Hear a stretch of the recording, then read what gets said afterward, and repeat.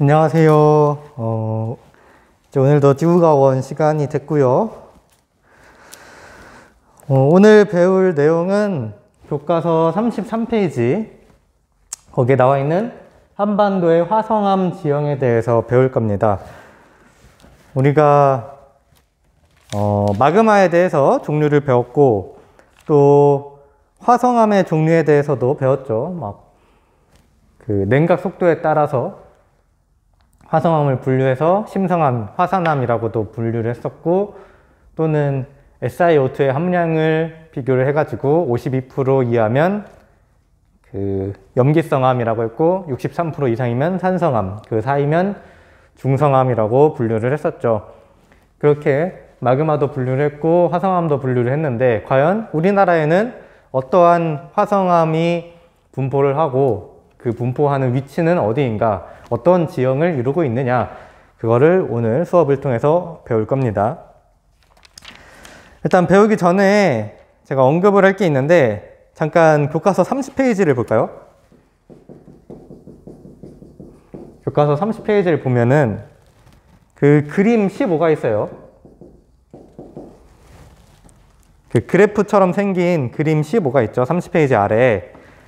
거기를 보면 이렇게 되어 있어 가지고 여기 파란색 선이 이렇게 나와 있어요. 이렇게 거기에 이 박스 해가지고 글이 막 써져 있습니다. 그 글을 보면 고체 상태의 암석 B의 온도가 올라가 B-로 이동하면 화강암질 마그마가 생성된다 라고 써 있죠.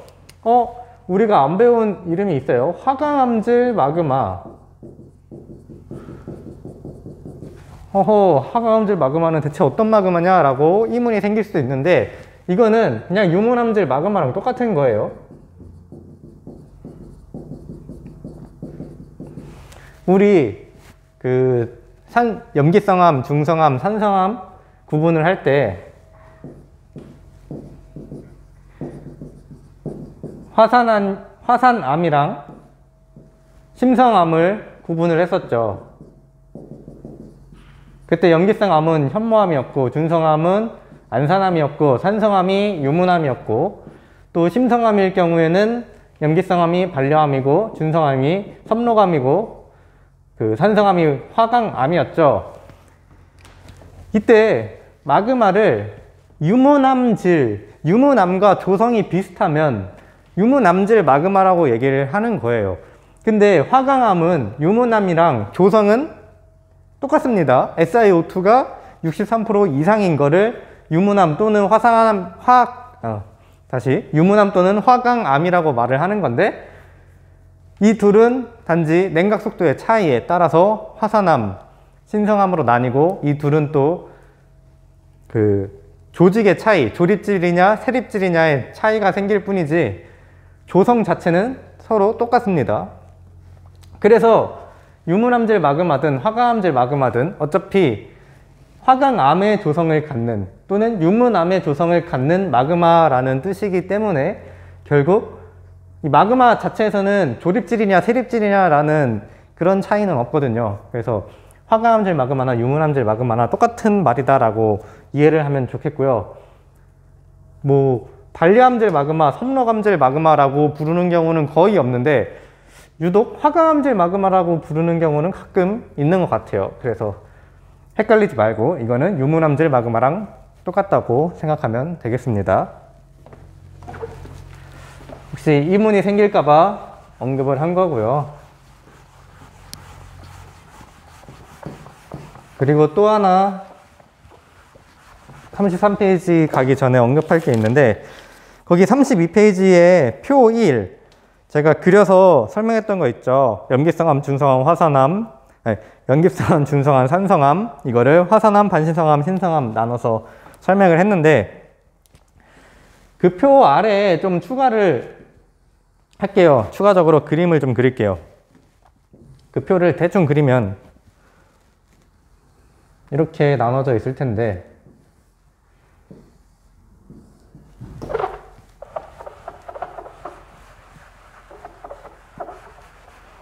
여러분들 교과서에 있는 표는 요렇게 나와 있을 겁니다. 요렇게. 여기에 염기성암 써 있을 거고, 글씨 보이나요? 너무 작나? 다시 그리면 시간이 또 걸리니까 그냥 할게요. 염기성암 있고, 여기 중성암 있고, 또 산성암이 있죠. 여러분들 교과서 표에. 그러면 뭐 SiO2 함량이든 뭐 조직이든 냉각 속도든 쭉쭉쭉 나와 있을 텐데, 그 밑에 여기 염기성암에서부터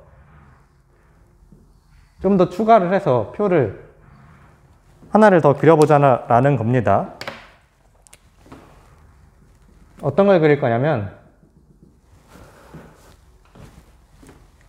이 암석이라는 거는 얘는 염기성 암이고 중성암, 산성암, 결국에 암석을 말하는 거거든요.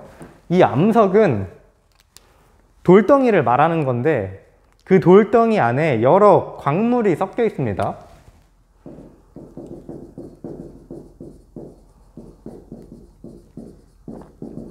여러 개의 광물들로 이루어져 있는데, 그 암석에 어떤 광물이 얼만큼 비율로 들어가 있느냐를 우리는 좀 구분을 했으면 좋겠어요. 그래서 여기는 뭐냐면 조암 광물의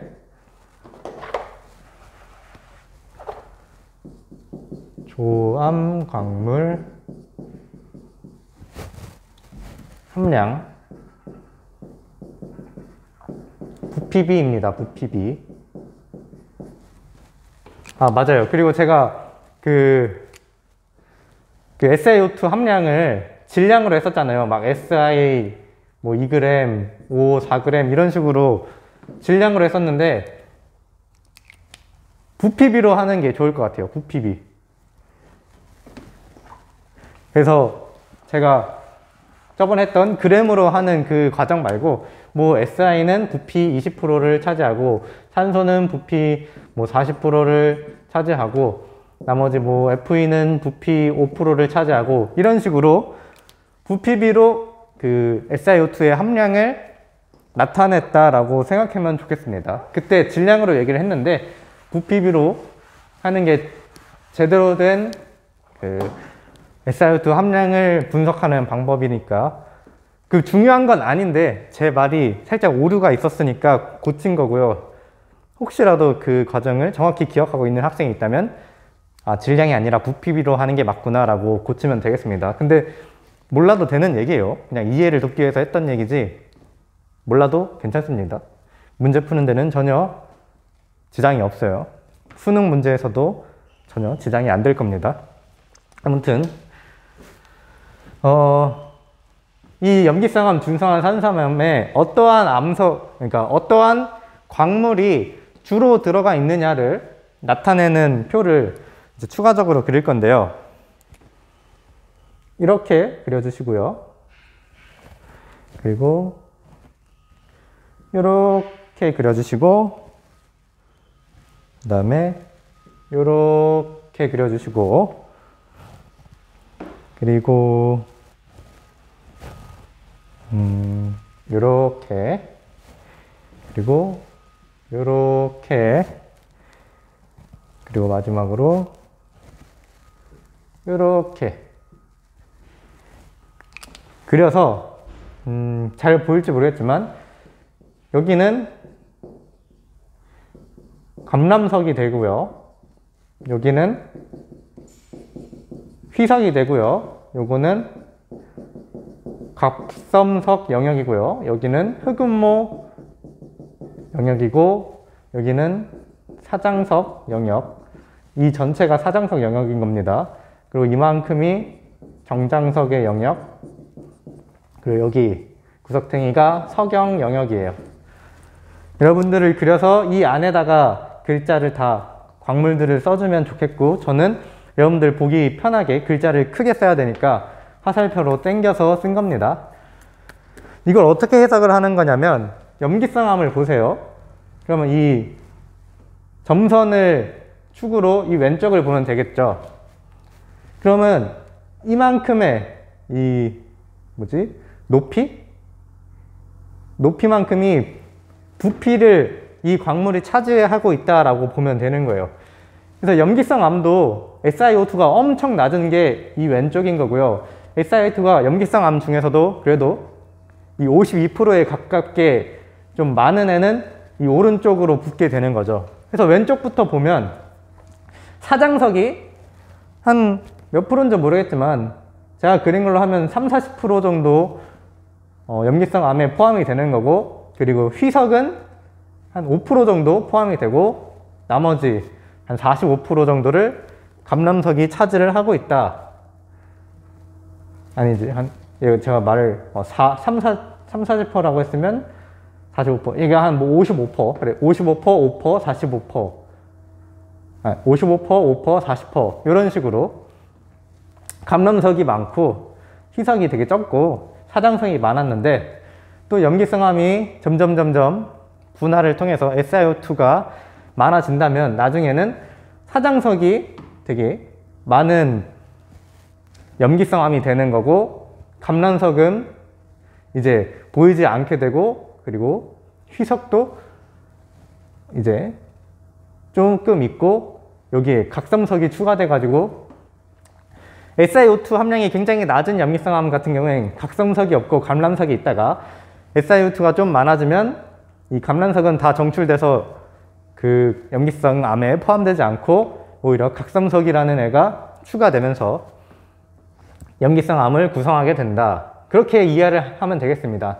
그럼 중성암을 구성하는 광물은 주로 뭐가 있느냐? 여기 가운데를 최대한 볼게요. 사장석, 그리고 흑운모, 그리고 각성석, 이렇게 중성암을 구성하는 애들은 사장석, 흑운모, 각성석이 대표적인 거고, 염기성암은 감람석, 휘석, 사장석이 대표적이고, 또 삼성암 같은 경우엔 석영, 정장석, 사장석, 흑운모 이렇게 한 4가지 정도, 각성석도 있긴 한데 얘는 중성암의 대표적인 애로 봤으니까 석영, 정장석, 사장석, 흑운모 정도로 상성암의 대표적인 광물로 보면 되겠습니다. 그래서 이걸 정리를 해보자면, 염기성암은 감람석, 휘석, 사장석인데 또 그래요. 자세한 거는 굳이 지원해서 지구가 원 수준에서 할 필요 없으니까 사장석이라고 하는데 그냥 설명은 안 하는데 CA 사장석이라고만 할게요. CA 사장석. 그리고 중성암 같은 경우에는 사장석, 각성석, 휘석, 흑운모, 그리고 마지막으로 산성암 같은 경우에는 석영, 정장석, 그리고 사장석인데 얘는 NA 사장석, 얘는 CA랑 NA가 같이 거의 CA 사장석도 있고 NA 사장석도 있는 경우, 중성암은 중간을 좀 유지하고 있으니까, 그리고 산성암, 석영, 정장석, NA 사장석, 그리고 흑운모까지 이렇게 주로 이런 광물들을 포함하고 있다라고 보면 되겠습니다. 그래서 여러분들이 그 염기성암이 색이 어두웠고 산성암 같은 경우에는 색이 밝았죠. 이런 감람석, 휘석 같은 경우에 유색 광물로서 굉장히 진한 색깔을 갖게 되고요. 석영, 정장석 같은 경우에는 좀 밝고 희고 투명한 연한 색상을 가진 무색 광물이라고 보면 되겠습니다.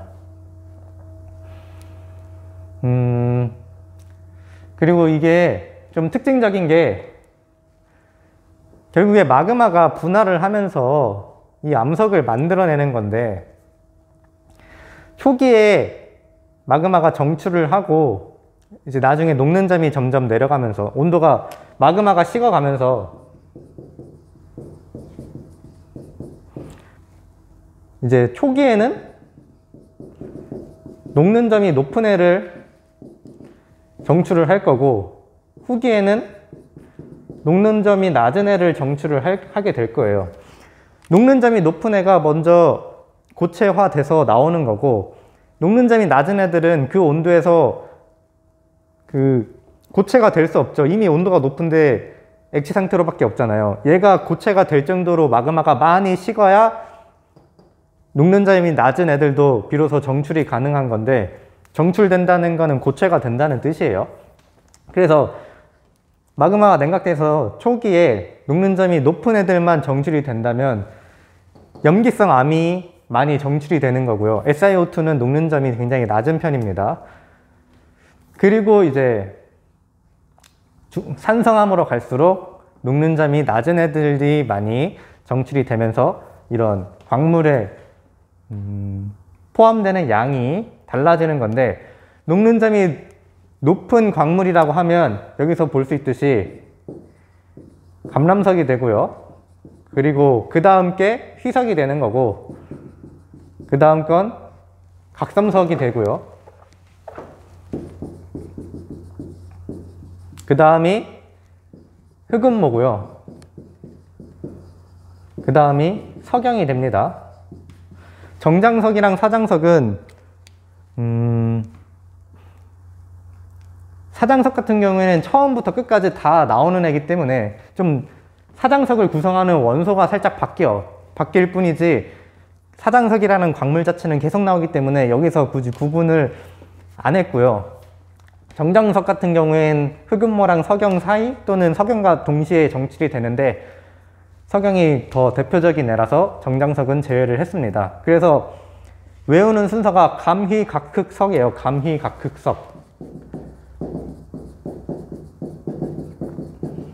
이러한 순서로 정출이 되는데, 이제 그러면 염기성 암에는 먼저 정출하는 감람석과 휘석이 많이 포함될 거고, 중성암 같은 경우에는 중간에 정출되는 애들 휘석, 각섬석, 흑음모까지 주로 중성암을 이루게 될 거고, 산성암은 마지막에 정출되는 흑음모랑 석영이 주로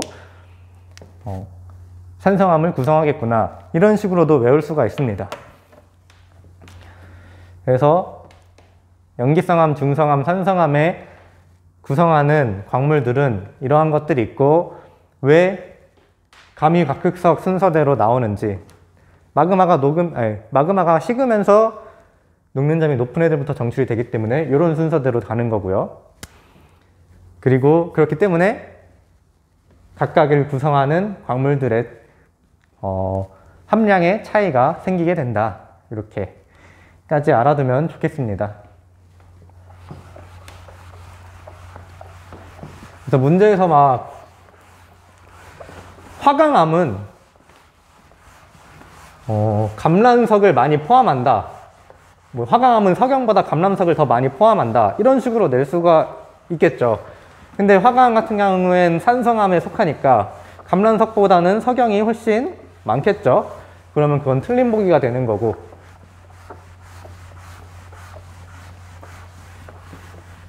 그런 식으로 되게 꼬아서 낼 수도 있으니까 주의하면 좋겠습니다. 몇 분 찍었는지 잠깐 확인을 하고, 18분 찍었네요. 오늘 나갈 것도 있으니까 얼른 얘기를 해볼게요. 33페이지, 비로소 오늘 배울 거를 언급을 합니다. 자, 거기 읽어보면 한반도의 화성암 지형 해가지고 우리나라는 과거 화성 활동이 활발하게 일어났던 지역으로 다양한 화성암 지형이 분포한다 라고 나오죠. 중생대 쥐라기부터 신생대 사이 한반도 내에 활발한 대규모 화성 활동이 있었으며, 설악산이나 금강산 같은 산과 그 주변의 산맥을 형성을 했다, 등등등등. 그래서 우리나라의 대표적인 화성암 지형은 어느 곳이 있을까 하면서 물음을 하고 있고요. 거기 나와 있는 화성암 지형, 제주도, 울릉도, 독도, 철원 일대가 있다 나오면서 밑에 그림도 있죠. 우리나라 지도 해놓고 각각의 위치에 이렇게 화살표 해가지고 한탄강, 설악산, 북한산, 월출산, 제주도 이런 식으로 나오는데, 33페이지 글의 오른쪽 문단을 보면 거기가 좀 중요합니다. 거기를 볼게요. 예를 들어 제주도는 신생대의 화산 활동으로 전체 면적의 90% 이상이 현무암으로 이루어져 있다. 그리고 용암동굴과 육각 기둥 모양의 주상절리가 관찰된다. 그렇게 있고요. 그리고 심성암으로 이루어진 지형은 대부분 화강암으로 이루어져 있고, 심성한 지형에서는 화강암이 지하 깊은 곳에서 형성된 다음 상부지층이 침식해서 지표로 노출되면서 압력이 낮아지면 수평 방향의 전리가 발달하게 된다. 나와 있는데 거기를 한번 곱씹어 봅시다. 자, 우리나라의 화성암 지형이고요. 먼저 심성암이랑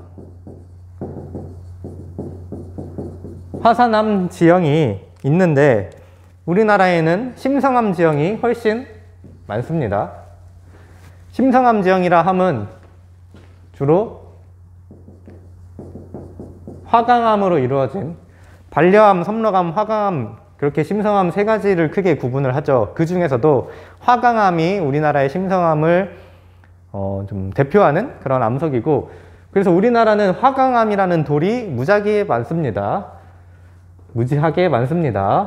그리고 화산암 지형이 있는데 그런 경우에는 현무암, 안산암, 유문암들 중에서 주로 현무암이 우리나라에 많고요. 이거는 제주도 가면 그 도라르박이 구멍 숭숭 뚫린 현무암으로 이루어진 것을 본 적이 있을 겁니다.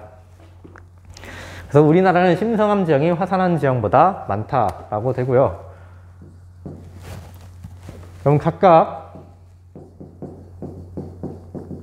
지형을 좀 비교를 해볼게요. 화산암 지형과 심성암 지형.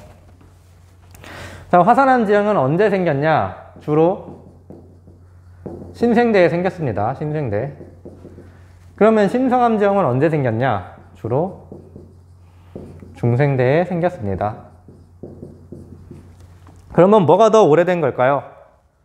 심성암이 좀 더 오래된 거죠. 고생대, 중생대, 신생대 순으로 이제 오래된 거에서 최신으로 오는 거니까 중생대가 신생대보다 오래된 그런 시대니까 심성암 지형이 화산암 지형보다 오래된 편이고요. 화산암 지형의 예시를 보면 어떤 게 있냐? 제주도가 있고요. 그리고 한라산이 있고요. 한라산은 제주도 안에 있는 산입니다. 그것도 주로 현무암 지형이에요. 그리고 백두산이 있고요. 그리고 철원이 있고요. 철원에 한탄강, 우리 교과서에 한탄강 나와 있죠. 그리고 총석정이라는 곳이 있습니다. 총석정. 거기도 화산암 지형으로 이루어져 있다. 그리고 신성암 지형은 우리나라의 예시가 어떻게 되냐면 북한산이 있고요. 그리고 설악산이 있고요. 그 다음에 금강산이 있고요. 그리고 오대산이 있고요. 그리고 마지막으로 인왕산이 있습니다. 현무암 지형으로 이루어진 것의 예시고 또 여긴 화강암 지형으로 이루어진 예시입니다. 이렇게 우리나라에서 볼 수 있는 화성암 지형은 이런 것들이 있다. 자, 그러면 화산암 지형과 심성암 지형의 특징을 좀 보자면 거기 한탄강 일대라고 교과서 그림에 나와 있는데 화산 활동으로 생성된 현무암과 주상절리 등을 관찰할 수 있다라고 나오고요. 그리고 오른쪽 아래 제주도를 보면 현무암으로 이루어진 암석의 육각기둥 모양의 절리가 나타난다라고 나와 있어요. 지금 여기 한탄강이랑 제주도가 여기 예시로 나와 있는데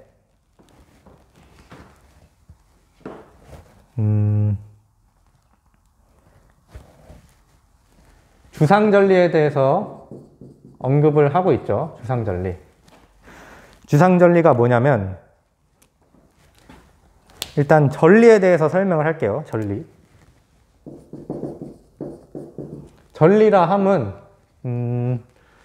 암석의 틈을 얘기를 합니다. 암석의 갈라진 틈, 그런 걸 절리라고 얘기를 하고, 주상절리는 이 주자가 그 거북이 등껍질의 주자일 거예요. 거북이 등껍질 모양의 절리, 틈. 거북이 등껍질 모양의 틈을 주상절리라고 얘기를 하는 거고요. 이 주상절리란 건 어떻게 생기냐면 용암의 냉각 수축 과정에서 생성이 됩니다. 왜 그러냐면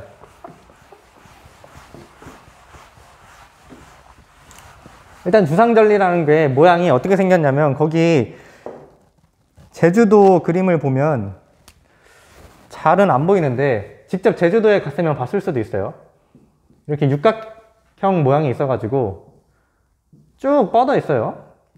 기둥처럼. 그리고 그 옆에도 육각기둥 모양으로 쭉 뻗어 있고요. 그리고 그 옆에도 육각기둥 모양으로 있고요. 또 옆에도 육각기둥 모양으로 있고요. 이런 식으로 쭉쭉쭉쭉 육각기둥이 붙어있는 모양을 하고 있습니다. 얘는 용암의 냉각 수축 과정에서 생성이 되는 애인데, 자 봐봐요. 용암이 분출을 합니다. 지표 밖으로. 그럼 용암이 이렇게 있는데 용암을 위에서 한번 볼게요. 용암을 지금 위에서 본 겁니다. 그럼 얘는 용암은 식어갈 거예요. 식어가는데 일부 고체가 되는 애들이 있죠.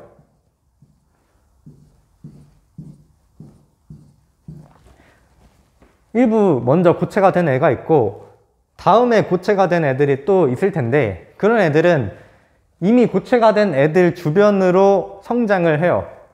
약간 응결의 역할을 하는 거죠. 내 주변으로 모여 하면서 그래서 얘 주변으로 달라붙고 달라붙고 달라붙고 달라붙고 하면서 고체화가 돼요. 식어간다는 거죠. 그러면 이렇게 식을 거고 이렇게 식을 거고 이렇게 식을 거고 이렇게 식을 거고 이렇게 식고 이렇게 식고 식고 점점 식어갈 겁니다. 그러면 지금 각각 성장의 중심이 됐던 애들을 기준으로 동그랗게 점점 식어가면서 모양을 형성을 하는데 가다 보면 옆에 있는 애랑 겹치죠. 겹치면 어떤 일이 일어나냐? 지금 내가 성장하던 애랑 옆에 성장하던 애랑 만나서 동그랗게 성장할 수가 없으니까 거기에서는 이렇게 나눠 갖게 됩니다. 이 동그라미를 반으로 나눠서 위에는 위에 애가 갖고 밑에는 밑에 애가 갖는 거예요. 그리고 옆에는 또 옆에 애가 갖고 여긴 내가 갖고 그리고 이쪽에 있는 애 또 나랑 나눠 갖고 여기 있는 애 나랑 나눠 갖고 나눠 갖고 하면서 결국에 육각형의 모양을 이루게 돼요. 이 고체화가 될 때, 마그마가 식을 때. 그래서 위에서 봤을 때는 이런 육각형 모양이 일어나는 거고요. 그리고 밑으로 똑같이 식으면서 결국에는 육각 기둥이 쭉 아래까지 이어지는 모양을 이루게 됩니다. 그래서 용암이 분출해가지고 식을 때 그 고체 결정을 주변으로 성장을 하기 때문에 결국에 육각형의 모양을 만들어내고 그 밑으로 계속 식으니까 똑같은 기둥의 모양이 형성이 된다라고 이해하면 좋겠습니다. 주상절리는 용암이 냉각 수축하는 과정에서 생성이 된다.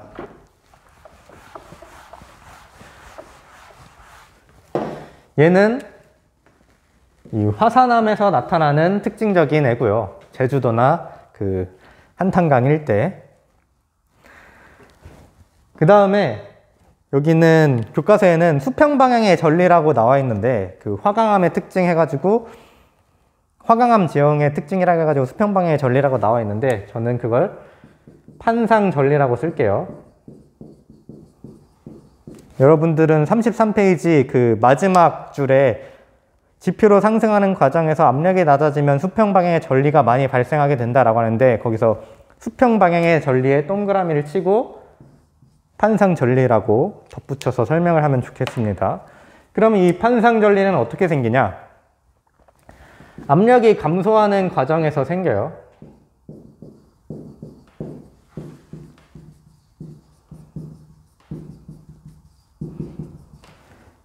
지금 얘는 화강암 지형이잖아요. 화강암이라고 하면 우리가 배웠을 때 화산 식어가는 위치가 어디였습니까? 지하 깊은 곳에서 천천히 식어서 만들어지는 게 화강암이었죠. 그러면 여기가 지표라고 하면 여기 지하 아래에서 이 마그마가 냉각해가지고 화강암이 되는 거예요. 얘는 지금 우리 눈에 안 보이죠? 그게 눈에 보여서 이런 산을 이룰 만큼 지표로 튀어나오려면 어떻게 해야 되냐? 방법은 지표가 깎이는 겁니다. 여기까지 깎이면 되겠죠. 깎아내고 깎아내고 깎아내고 여기 있던 게 이렇게 깎여서 이만큼 지어지고 깎여서 이만큼 되고 점점 깎여서 밑에서 지하 깊은 곳에서 식은 이 화강암이 비로소 우리 눈에 보이게 되는 겁니다. 그래서 화강암 지형이 지금 이 지표 위로 튀어나와 있는 건데, 근데 초기에 이렇게 지표가 깎여 나가기 전에는 이 지표만큼의 질량이 이 화강암을 누르고 있어요. 굉장한 압력을 가하고 있다는 거죠. 근데 이 화강암이 이 압력에 의해서 막 눌려지지 않으려면 화강암 내에서도 바깥으로 똑같은 압력을 가하고 있어야지 자신의 모습을 버틸 수가 있습니다. 그래서 얘가 만들어졌을 당시에는 굉장한 압력을 견디면서 자기도 압력을 밖으로 배출을 하면서 버티고 있는 거예요. 근데 위에서 누르던 그 압력이 사라지면 어떻게 되느냐? 자기가 갖고 있던 압력은 이제 유지가 되는데 위에서 누르는 압력이 사라지면 자기 압력에 의해서 자기가 부서지게 됩니다. 근데 부서질 때 한꺼풀 먼저 벗게 되고, 먼저 압력이 좀 지표가 깎여서 압력이 잠깐 사라지면 그만큼에 해당하는 압력에 의해서 한꺼풀이 벗겨지고, 또 깎이면 또 그만큼 벗겨지고 또 벗겨지고, 이런 식으로 양파 껍질이 벗겨지듯이 화강암이 틈이 생겨요. 그게 바로 판상전리입니다. 그래서 이걸 지형을 보면은 거기 33페이지에 설악산의 공룡능선이라고 해가지고 막 이렇게 생겨가지고 막 이런 식으로 전리가 보일 거예요. 이게 지금 이렇게 잘라버리면 비슷한 모양이 되죠. 그래서 화강암 지형이 누르고 있던 압력이 점점 감소를 하면 판상전리가 생길 수 있다. 한꺼풀 한꺼풀 이렇게 부서지면서 수평 모양의 전리가 생기게 된다. 그래서 이렇게 생긴 전리도 있고요. 그리고 이런 식으로 판 모양이 있는 전리도 있는데, 이거는 막 밑에까지 기둥처럼 생긴 게 아니고 여기 또 이만큼의 판이 있고 이만큼의 또 판이 있고 이어진 게 아니라 그 틈이 다 있어요. 그래서 아, 얘가 판 모양인데 지금 차근차근 벗겨졌구나 라는 게 눈에 띌 정도로 보이게 됩니다. 그런 거는 판상전리입니다. 이렇게 아래까지 쭉 이어진 건 주상전리고, 비슷한 약간 육각형의 모양도 이렇게 보이는데 밑에까지 이어진 게 아니라 층층층층 겹겹이 쌓인 것처럼 갈라져 있다. 그런 건 판상전리로 우리는 구분을 하는 겁니다. 그리고 이렇게 양파 껍질이 벗겨지듯이 벗겨진 틈이 생긴 것도 판상전리고요. 그래서 판상전리랑 주상전리를 설명을 했고, 그 다음 페이지 34페이지를 보면 함께 만드는 수업이라고 해가지고 이거 같이 하면 좋은데 여러분들 아직 등교하지 않았으니까 넘어가고요. 37페이지를 보면 예술로 표현하게 해가지고 예술 속에 나타난 우리나라의 화성암이라는 그림이 있어요. 거기 보면 막 전리가 보일 겁니다. 그걸 보면 오늘 수업을 통해서 배운 걸 녹여낸다면 얘가 주상전리인가 판상전리인가를 알 수 있을 텐데, 이런 그림이랑 비슷하게 생겼죠. 즉 얘는 판상전리고 그렇다 함은 얘는 화산암 지형이다, 심성한 지형이다 구분할 수 있죠. 심성한 지형일 거고 지하 깊은 곳에서 생성된 애가 점점 지표가 깎이면서 압력이 감소해서 판상전리가 나타난 거다까지 알 수 있을 겁니다. 자, 이렇게 하면 좋겠고 38페이지를 보면 개념 체계 이해하기라고 해가지고 우리가 지금까지 배운 내용들을 마인드맵처럼 좀 이거 뭐라 하지? 마인드맵은 아니고 개념도인가요? 개념도로 잘 나타냈어요. 판구조론의 대륙이동설, 멘틀 대류설, 해양정착설, 판구조론 순서도 나와 있고 판의 경계 세개도 나와 있고 판이 이동하는 원동력, 멘틀 대류로 설명하다가 요새는 플룸구조론으로 도입된 거 나와 있고 마그마의 종류 3가지 나와 있고 화성암, 냉각 속도에 따라 심성암과 화산암으로 구분하고 하나 더 SiO2의 함량으로 구분을 한다면 염기성, 중성원, 산성으로 구분할 수 있다는 거를 이 교과서에 여기 화성암 밑에다가 추가하면 좋겠죠. 염기성, 중성, 산성 이거는 SiO2 함량으로 52%와 63% 기준으로 구분을 한다라고 적어두면 좋겠습니다. 그러면 오늘 수업은 여기까지 하고요. 오늘도 좀 수업 시간이 길어진 것 같은데 잘 들어줬으면 좋겠고 혹시라도 어렵거나 궁금한 게 있으면 언제든지 온라인 클래스에 질문을 하면 되겠습니다. 그러면 남은 수업도 잘 들으시고 수업 마치겠습니다. 이상입니다.